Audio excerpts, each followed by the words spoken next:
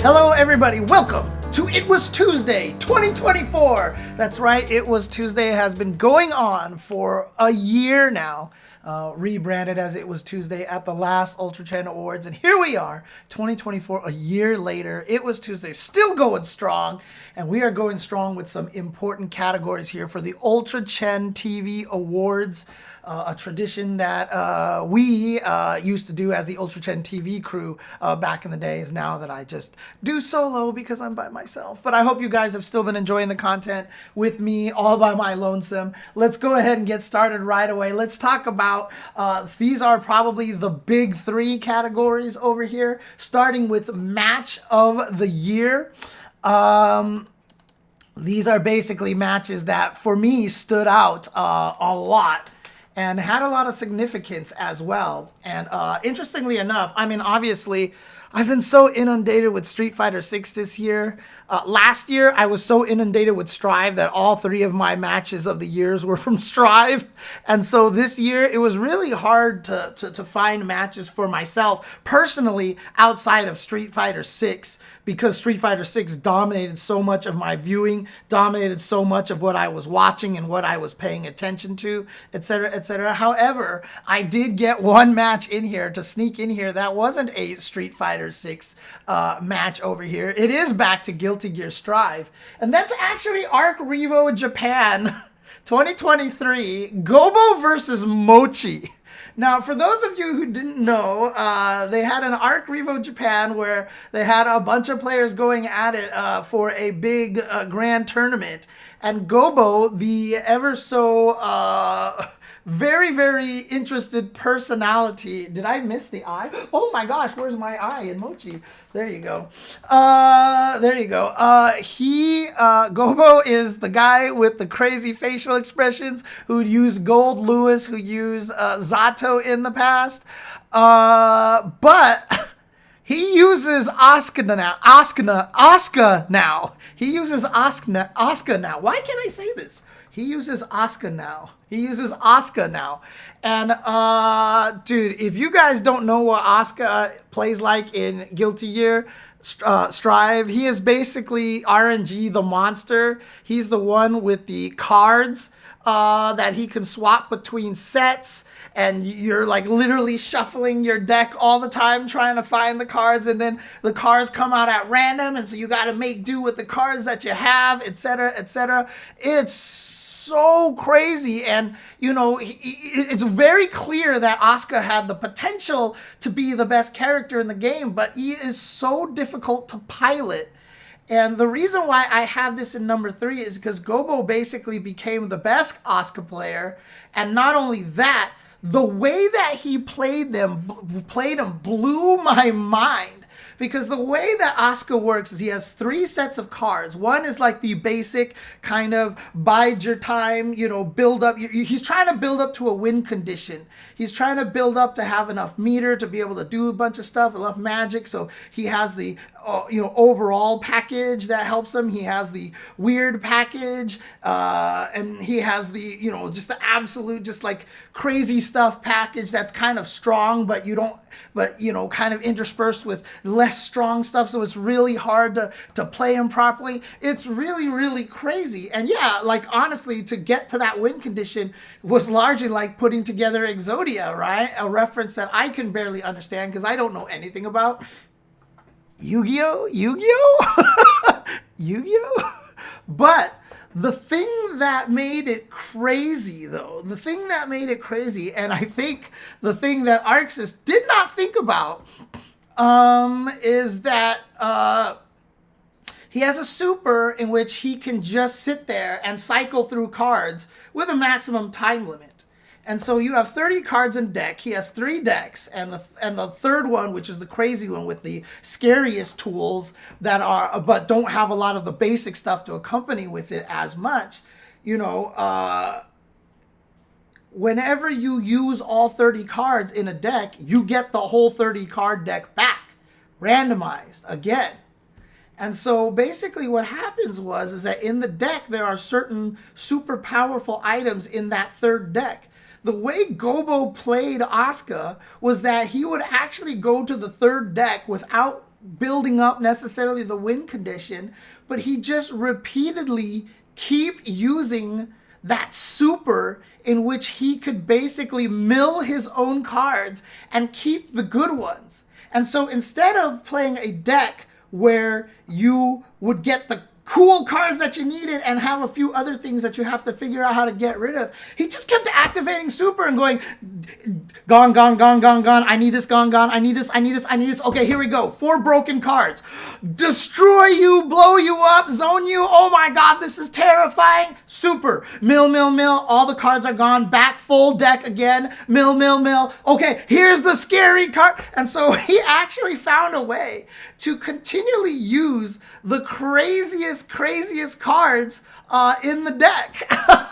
And it was so fascinating for me to watch. And I was just like, yo, he found a way to exploit this so much. Holy crap. And it was crazy. And he had to come from loser's side. I believe Mochi was the one who sent him to loser's bracket in the first place. Or was another Seoul player. But he came back in grand finals, was able to win both sets. And really, I mean, to the dismay of many people in the chat, because a lot of people were like, how is this character fair? Like, how is he not broken? This character's so dumb. This character's so dumb. But again, he's not an easy character to pilot, because the speed at which Gobo could cycle through those cards and actually stop and pick the ones that he wanted were pretty intense. So I'm giving him a lot of credit piloting this character and doing so well with him. And again, I've had the complexity is being able to use what you're given and knowing when to shuffle and to use cards. If you really think he's just spamming, you really don't get the character. Having talked to Dacid Bro, who was a very Asuka was a character he tried to use very hard. He was saying, he's like, sometimes you play this character and the set that you get, you're just like, it's like when you play an actual TCG, you're just like, really?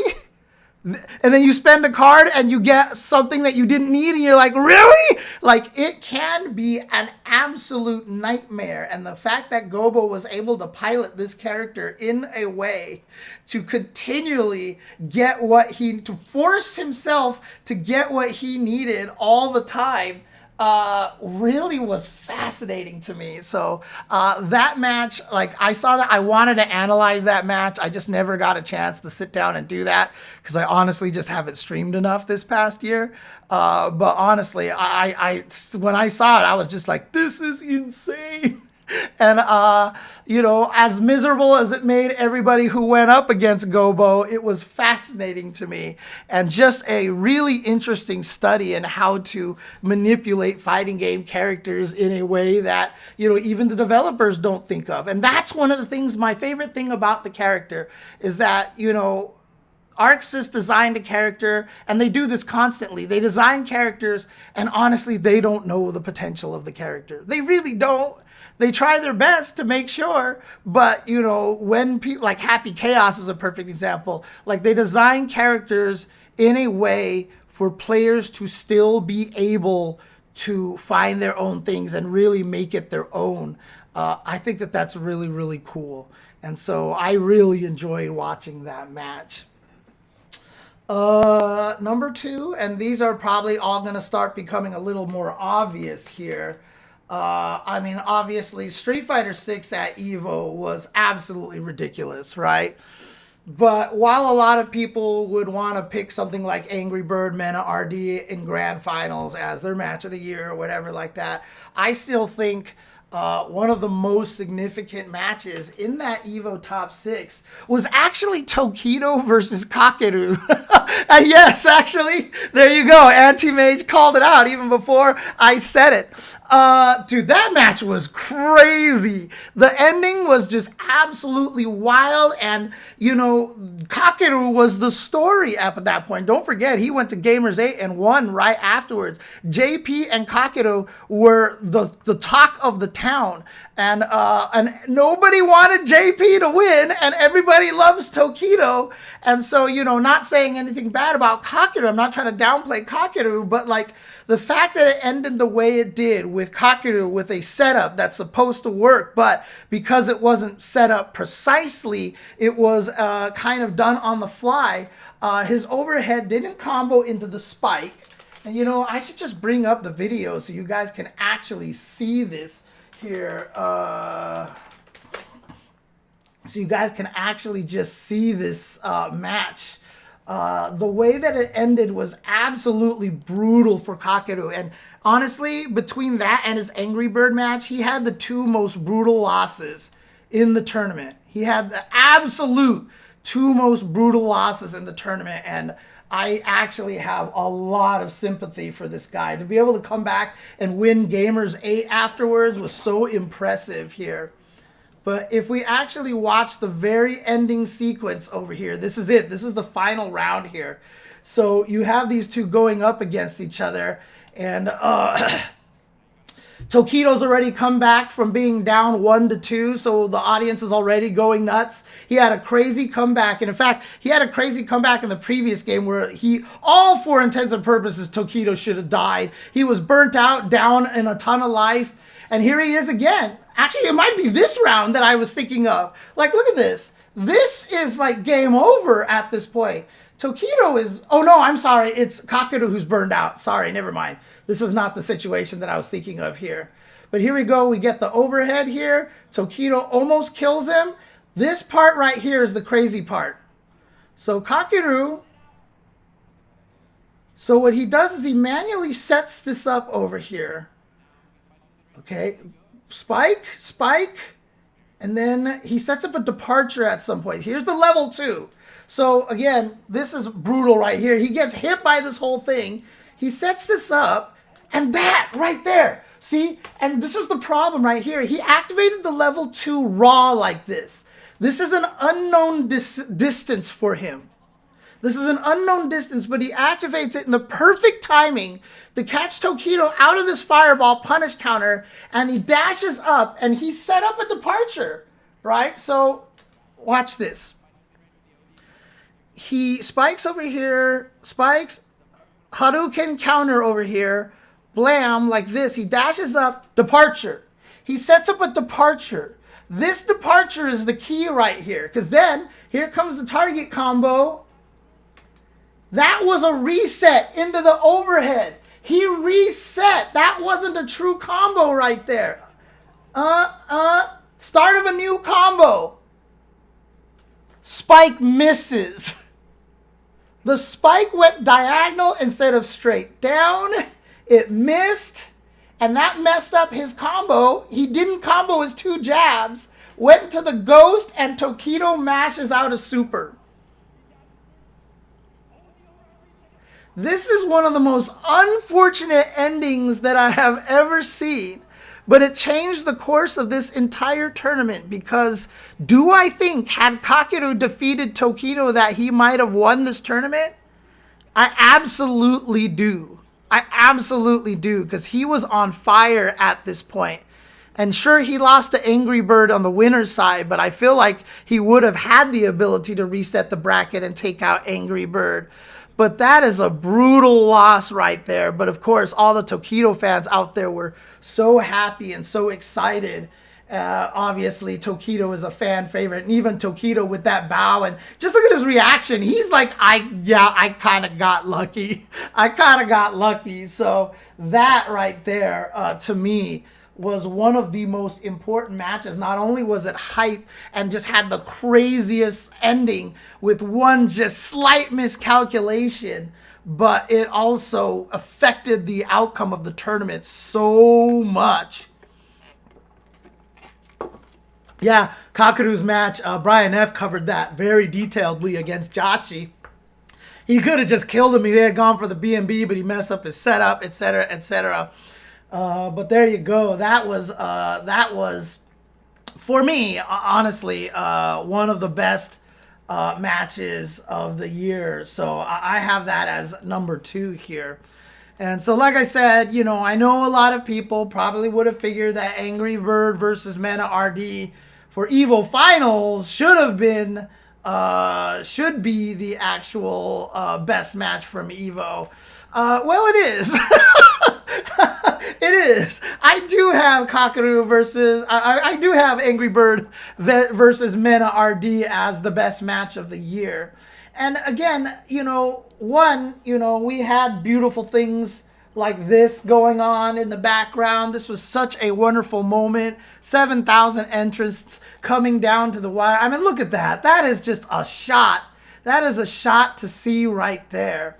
But it's not even just that this match is good. I think that kind of undersells it a little bit of how good this match was.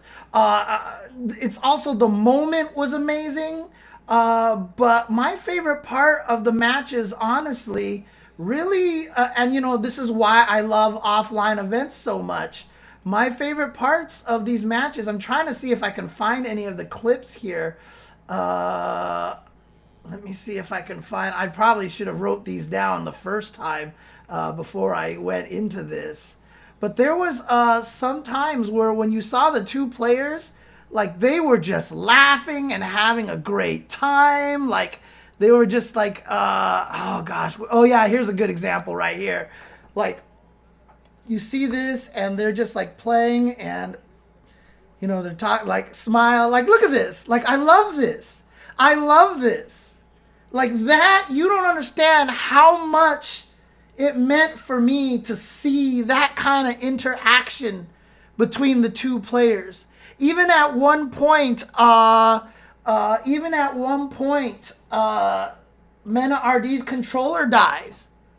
And AngryBird was like, stop. And he just looked at him. He's like, play on. And they went and played on. And yes, that's against the rules. It's supposed to be, you take the round or whatever like that. But in that crucial time of moment right there, the fact that they, had this camaraderie, that they had this mutual respect. And, the fact that at the end, AngryBird taking it for the UAE. And then you see Mena's reactions at the end of this, right? I mean, look at this. Like, you see the tournament ends over here with a crouching medium kick. It's, an innocuous crouching medium kick.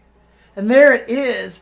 But the fact that MenaRD got up and just smiles and like he wants to congratulate AngryBird, but he sees that AngryBird is extremely emotional and already starting to tear up.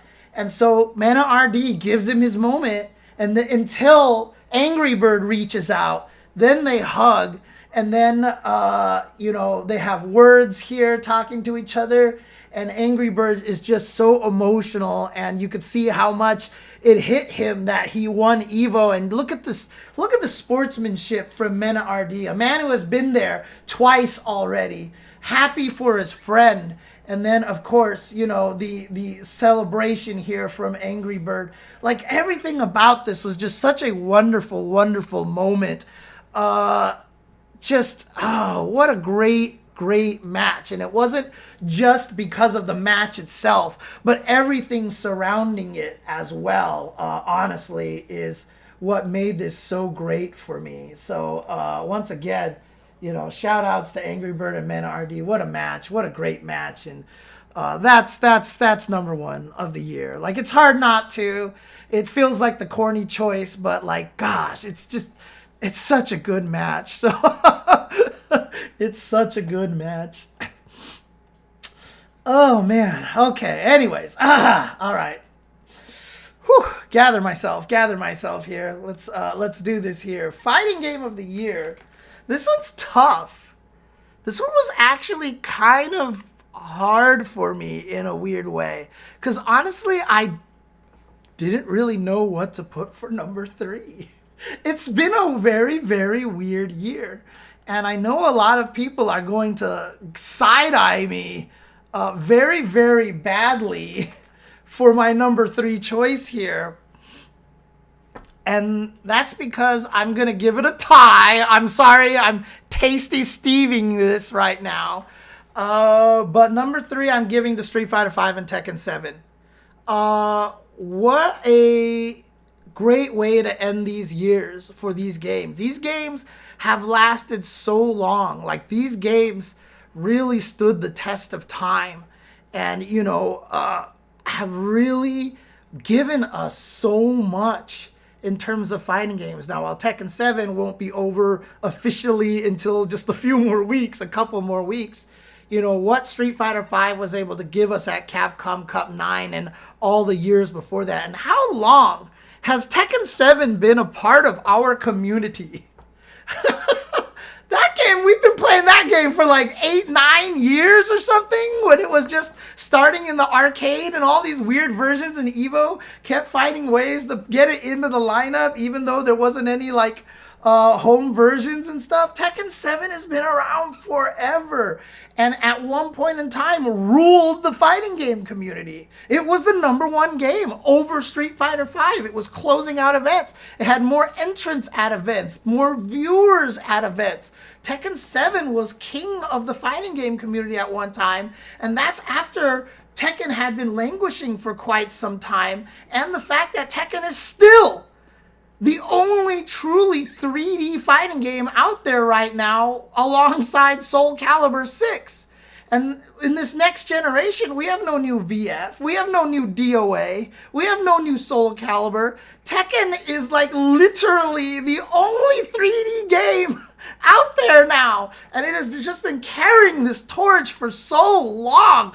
And so, you know, it's really, really cool. Obviously, the TWT is happening like literally this weekend. And then we're all going to be transitioning over to Tekken 8 at that point. But Tekken 7 has done so much. What is it? Not this weekend? Or wait, which weekend is it? I may have had the days wrong. Oh, we're talking about something else. Got it. But in any case, dude, Tekken 7 has done so much for the FGC. So I had to give it its some due here in its swan song year. Same for Street Fighter V. You know, and again, it's so wonderful to see. And this is going to sound weird coming from me, but I love so much seeing all the, God, Street Fighter 6 is garbage. Street Fighter 5 is the game with the real footsies. Oh, joy. You can't even understand the euphoria that I have hearing those kind of statements, man. I love it. I love it so much. Because you knew it was going to happen. And everybody was so down on Street Fighter V for so long. And now we're in that cycle. The circle is complete. Like Eroka says, man, it's the circle of fighting game life. Oh, it's so great. I love it. But again, Street Fighter V ended in a great position. It was really well done, and it was because of the battle team led by Nakayama and Matsumoto-san, right? They really managed to turn Street Fighter V. In fact, I really have to give Emezier a lot of credit for this one. But he wrote something on one of those threads, say something nice about this game kind of threads. And when I looked at his response to that, he was like, they put in a game with Rival School's air combos, Aegis Reflector, what's its face, Nadeshko, you know, he listed all these V triggers, Tengu Stone. He's like, they made a fighting game with all of these mechanics, and yet somehow it was balanced. And seriously, that is such a true statement, because God, that game by the end was wild, dude. That game was like, there's parry, like Gil had parries. He had this retribution mechanic that was like, what? And like, dude, the game was crazy, and yet somehow very, very balanced. And so again, Street Fighter V deserves a lot more praise than I think a lot of people are giving it credit for. And like I said, I love seeing the circle complete of all the Drive Rush makes it no neutral, Street Fighter V is the true footsie game, because how many people said that about Street Fighter V, right? This is not real. Button into V trigger is so stupid. This is Third Strike is the true neutral game. And I'm like, Third Strike, really? Actually, most people say Street Fighter 4, because then the Street Fighter 4 haters would say Street Fighter 3. So that's the cycle. And it's just joyous to see. So In any case, I really am happy for Street Fighter V and Tekken closing out in really, really wonderful ways. And I hope that people continue to play both of these games for a long time to come. I know that's not the case for a lot of these scenes. I love the fact that Strive and Exerd kind of coexist, for example. But that's also to credit for people like Pat the Flip keeping Exerd alive and such. But, a lot of communities are good about playing their old versions of the game, right? And I really hope that Street Fighter V and Tekken 7 still maintain a little bit of life here. Number 2 fighting game of the year. Is it fair to give a game that came out literally like a few weeks ago fighting game of the year into the list of fighting game of the year? I think so. I really, really do. And Granblue Fantasy versus Rising, I feel like has surpassed when Granblue Fantasy versus came out. Everybody was like, this could be the next big thing. It's a basic fighting game. Everybody can get into it. It's like your first anime game. This is really cool. Pandemic. And then it was like, well, we've got, delay-based netcode. I've said no game has suffered more from the pandemic than Granblue Fantasy Versus. And to see Rising, what an appropriate name for the game. Rising from the ashes, like a phoenix from the flames here. Granblue Fantasy Versus has hit the ground running. People are loving this game. People are enjoying this game. I'm seeing a lot of hype. It's getting good views, etc., etc. A lot of people playing it. It's been really, really cool to see. And this game definitely deserves it. Because like I said, I have never seen a game get so unfairly ruined than Granblue Fantasy Versus thanks to COVID, right? Obviously Sam Show got hit by it. Some of the old Undernights got hit by it and stuff.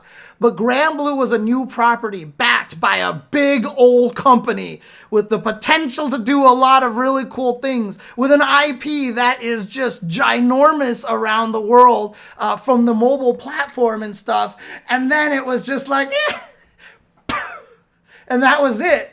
And so Granblue Fantasy versus Rising coming out, and not only has it really, changed up itself in a lot of ways, as adding cool mechanics like the battle points and all this stuff, but the characters have gotten a little bit crazier. The game is a little wilder, and it doesn't feel like a, quote, watered down anime game. Now it just feels like a pretty robust anime game at this point. So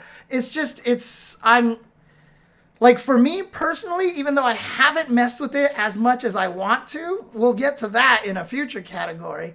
I am just again, for me being an empath and me being an empathetic person, I'm so happy for the Granblue Fantasy Versus fans out there. I'm so glad. I'm so happy for the Granblue Fantasy Versus dev team. I'm so happy for everybody involved on this game that this game is actually coming out and doing some great numbers. And again, this game had all this one-player content too before Street Fighter 6. It was supposed to come out and be the next big thing.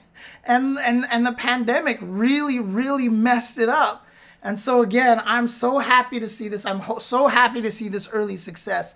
I hope it continues. I hope people continue to support this game, including myself. I need to do better about supporting the game as well. I've just been so Street Fighter 6 brained because I've been enjoying that game so much.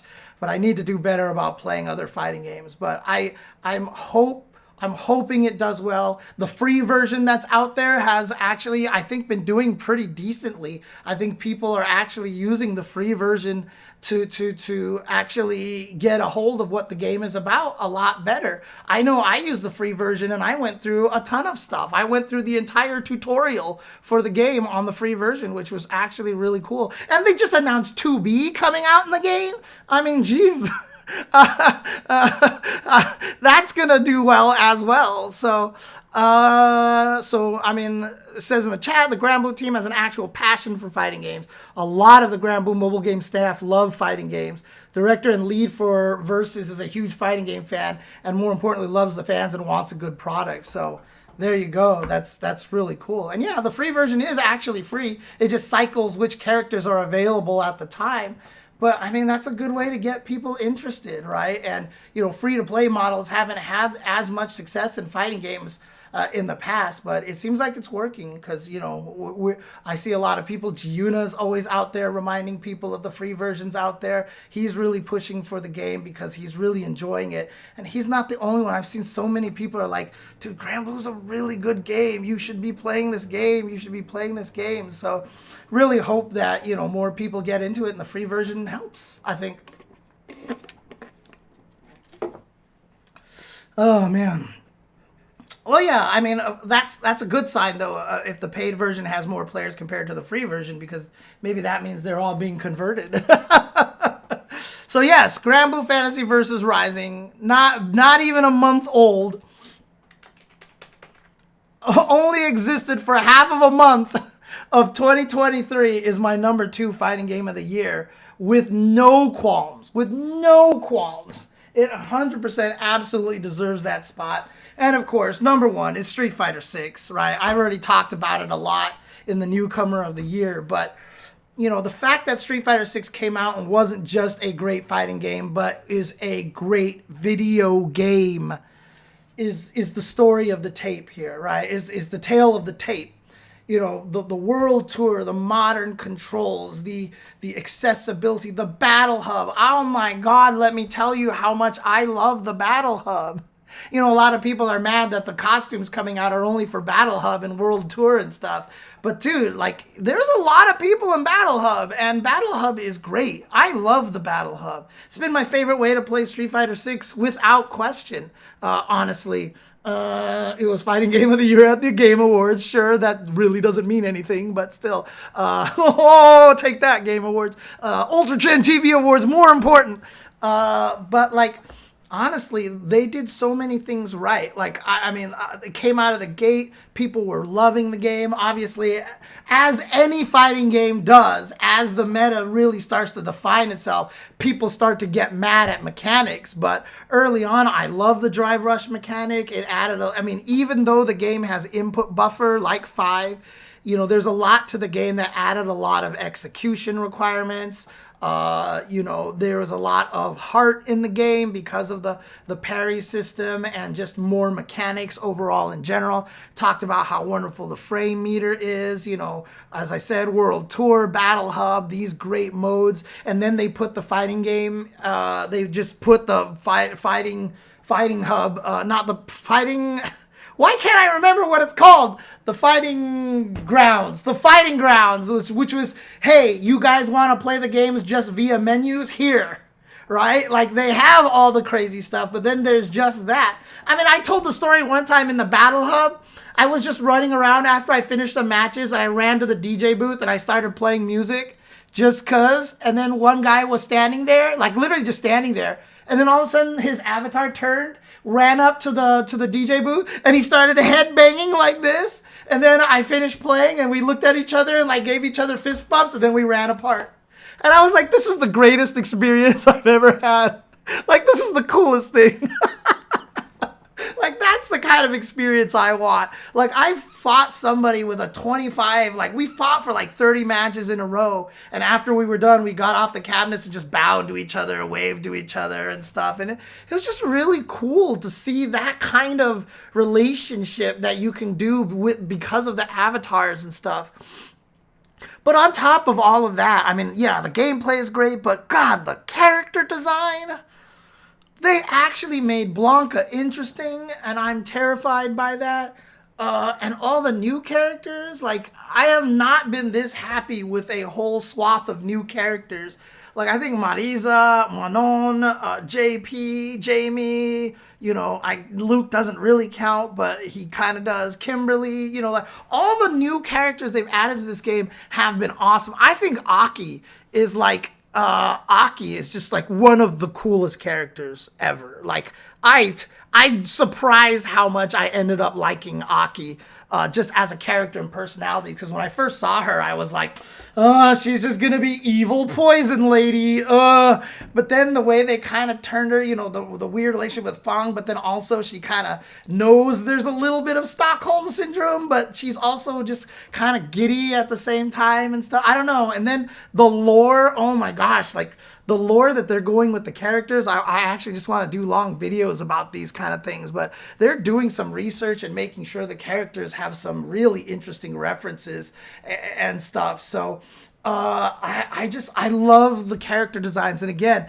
I love the fact that, with the character designs too, they've broken the mold of fighting games, right? Manon and Marisa and Aki, like you can't mix them up. I've always said, like, if you've taken, older games, if you took Mika, Karin, and Cammy and like showed them from the neck down, like you can't tell the difference between any of the characters if you gave them all the same outfit. Like fighting game females in fighting games have been so boring for so long. And the fact that, Aki and Marisa and Manon and Kimberly are all so distinct from each other, it just makes me so happy to see that they're actually taking the time, making sure that they're giving these characters more personality. The world tour, Cammy has a personality. What? Cammy has a personality, dude. Like, honestly, it's what? Like Zangief, that's why I love the suit outfit. They expanded it that he's actually loves to read and he's really intelligent and all this stuff. Like, they've just been doing so many good things for the lore of the game as well. Street Fighter 6 as a fighting game is a wonderful package, and the fact that it's actually made me care more about these characters that I've been using my entire life than I ever have before is crazy. I've been playing with some of these characters for 30 years. And strangely enough, this is the first time I'm like, dude, Honda's so happy, like I love Honda in World Tour mode and stuff. He's so encouraging and he's so happy, so positive, and it's just really cool. So it's not even just the game itself. And it makes me want to play it more because, it associates with a lot of the happier kind of things. It brings out a lot of the joy for me, the arcade style experiences in the Battle Hub. And I just enjoy the game so much right now. And I know a lot of people, there's just a lot of people out there like, we can't trust your opinion on 6 ever again because you're in the game, blah, blah, blah, all this stuff, go ahead and think I'm shilling. But I tell you, man, I cannot be more genuine with how much I am enjoying this game and how much I love Street Fighter 6 and how proud I am to be included in this product, right? It could have just came out and I could have just went, but it actually turned out to be something so amazing. So I'm really, really happy with the game. And so there it is, fighting game of the year. Street Fighter 6 to nobody's surprise. So, all right, let's move to player of the year. And this one will probably surprise people a little bit that I have this player at number 3. But I have reasons. And number 3 I have for player of the year is AngryBird. And the reason why everyone's going to be surprised, they're like, why isn't he number 1? He won EVO. What are you doing? No, honestly, Angry Bird's accomplishment, obviously one of the greatest accomplishments, winning a 7,000-man tournament, cementing himself as basically one of the best players in Street Fighter 6 in the world. And, with him and Big Bird, I couldn't possibly be happier. I love seeing the success that these two players have, being the first really to make a name for the UAE scene out there, and seeing Angry Bird's emotion and seeing how just strong he is, and seeing the hard work paying off. Because again, the Birds are also two guys who they just stream their matches like constantly. You're seeing what they're doing. They're taking the Daigo route. Daigo's basically showing you everything that they do, how they play. They're giving you everything out there. They're giving you all the blueprints to beat them, but that's what makes them stronger, right? So it's so amazing to see what those two players have done. And I've always said a win for AngryBird is a win for Big Bird. A win for Big Bird is a win for AngryBird. Not that I'm associating them. It's not like that kind of thing. But it's just that these two have worked so hard and trained each other so well that, they're proof that, as long as you have two players who are willing to continue to improve, to continue to expose each other's weaknesses, to share, to give each other ideas on how to make the other guy beat you better. As long as two people work hard at making sure the other person can legit beat you, that's how you get to this point. That's how you get to the point where AngryBird is going to win Evo, right? Honestly, AngryBird, I cannot be happier for him. We saw that video in the previous episode, just, how emotional. No, actually, it was this episode. It was Match of the Year. We just saw a little bit earlier how emotional he got on winning. And so, he's really at that point right now where he's basically one of the strongest in the world. And it's crazy to say that a lot of the strongest players in the world are not from Japan. Right? We talk about MenaRD, we talk about Big Bird, and it's crazy to see the parity that we have, but this is just how much these players have been pushing each other. So, shout outs to AngryBird. I'm so happy for him, and I hope for continued success from himself and Big Bird. So you can see it in Street Fighter League too right now. AngryBird is like the Rock on that Team Nasser, dude, honestly. It's crazy. It's absolutely nuts. But for number 2, I do have Arslan Ash. Arslan Ash is my number 2. And the reason is because, as we've talked about a little bit earlier, with Tekken 7 and the legacy that it has, Arslan Ash has won 4 Evos total in Tekken 7. And 2 at Evo Worlds. So he's the first player to have ever done that.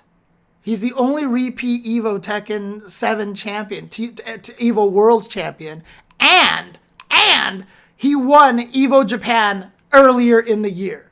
In 2023, he won Evo Japan and he won Evo, if I'm not mistaken. I'm pretty sure. I looked that up and I made sure, but to win both Evos in the same year and be a 4-time Evo Tekken 7 champion is actually insane. So it's hard to say anybody's really had a stronger fighting game year than Arslan Ash, honestly. It's an accomplishment that, might never be replicated. Like, even if, I don't know. Obviously, he could do it for Tekken 8. If he continues with this, but obviously there's going to be a lot of new blood coming in here. But as the scenes get bigger, if Tekken 8 ends up drawing in larger audiences and a bigger player base, it's just like I said, as with the Street Fighter stuff, it gets harder and harder to be consistent. Not because the games are crazy, but because the talent is so good out there. So honestly, Arslan Ash deserves all of the accolades, and he is clearly the greatest Tekken 7 player of all time, right? I don't think a lot of people would argue that. Like, Nii is obviously right there behind him, but with these wins that he has under his belt, he is probably just the greatest Tekken 7 player of all time. Even if he doesn't win the TWT finals, I think he's... I don't think he's really in a position where anybody can question it. Unless Nii wins TWT finals. Then maybe we start talking about Nii might be the only player that can actually give him a fight for that. So my number 1 player of the year, look, I talked about him earlier on one of the previous episodes. MenaRD, I said one of the most important stories was him winning Capcom Cup a second time. That's a ridiculous accomplishment. That's a ridiculous accomplishment. And how does he follow it up? By being one of the strongest fighting game players in Street Fighter 6. A completely different game. And even though, he doesn't have his birdie anymore, he doesn't have his, favorite in there, it's working out for him. He's one of the only players doing the things that he does with Blanca. But like I said, 2-time Capcom Cup champion. You just didn't think it would happen in the Street Fighter V era. Everyone was too strong. There's just no way you would think anybody was going to repeat. And if you did see someone repeat, I don't think most people would have picked MenaRD as the one to do it. But it's funny because going into Capcom Cup 9, people weren't talking about Mena as like one of the favorites to take the tournament.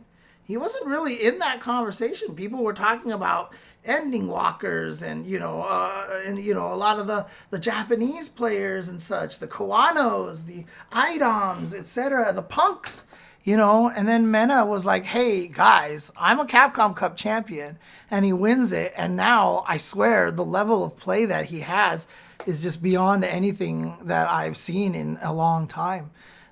He's definitely cemented himself as one of the greatest Street Fighter players of all time. Obviously, it's only been one game, and now 6 he's continuing it. It'd be interesting to see what happens when he goes play some old games. I'm sure he's good at them as well. But still, just in terms of the impact and the accomplishments, I think, MenaRD. Like I said, I talked a lot about him already on how important he's been to his scene, to his country, to his friends, to his family, and going out and winning FAV Cup with Kaba and NuckleDu recently. We really are in a position where we could say the best player in the world right now is from the Dominican Republic, and that is such a crazy thing because that is one of those against all odds things, right?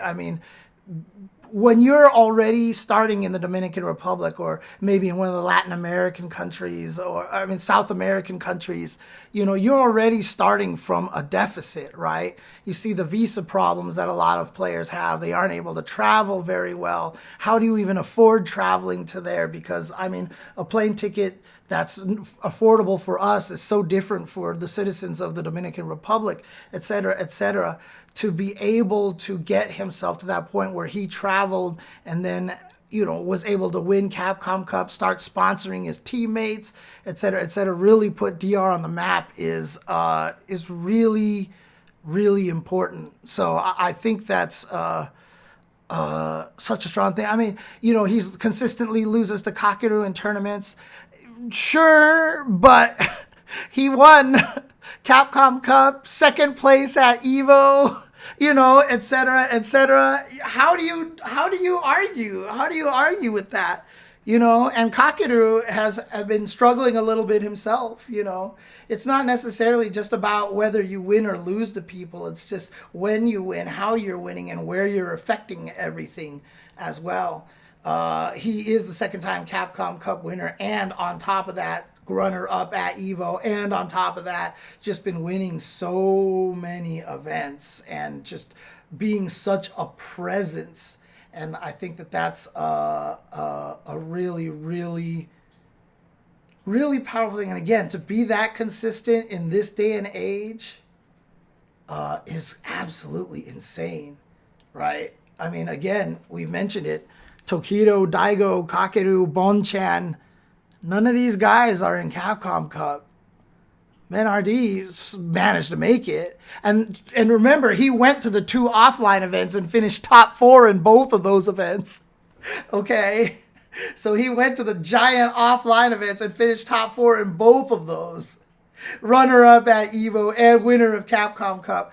The guy's consistency is off the charts. So MenaRD is my player of the year.